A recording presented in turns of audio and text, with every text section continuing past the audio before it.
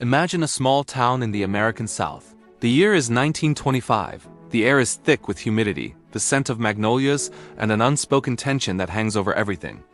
This was the world of Silas, a young black sharecropper with hands calloused from hard labor but a spirit that refused to be broken. He dreamed of owning his own small piece of land, a place where his children could grow up without the constant weight of prejudice. Every day, Silas worked the fields from sunup to sundown, his sweat watering the cotton that belonged to Mr. Abernathy, the wealthy white landowner. Despite the unfair system that kept him and his family in a cycle of debt, Silas saved every spare penny he could, hiding it in a tin can buried beneath the floorboards of his small wooden shack. That can held more than just money. It held his hopes for a different future.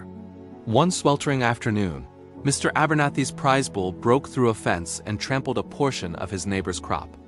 Looking for a scapegoat to avoid paying for the damages, Abernathy's eyes fell on Silas. It was easy. He accused Silas of deliberately breaking the fence. The town sheriff, a man who answered to landowners like Abernathy, didn't bother with an investigation. Silas was arrested, his word against that of a powerful white man. In the courtroom, the air was stale and heavy. The judge, the jury, the lawyers all were white. Silas stood alone, his voice barely a whisper as he pleaded his innocence. He spoke of his dream, the money he had saved, and how he would never risk it all for a moment of spite. But his words fell on deaf ears. The jury delivered their verdict in minutes. Guilty.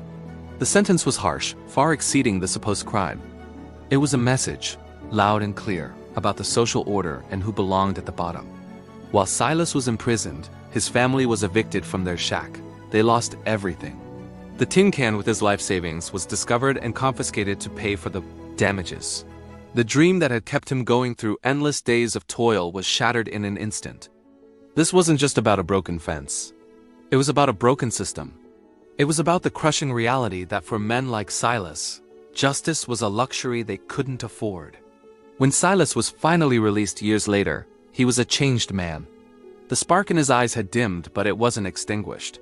He returned not to the fields, but to his community.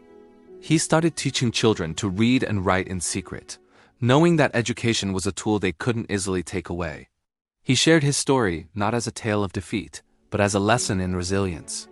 He couldn't buy his land, but he could plant seeds of knowledge and strength in the next generation.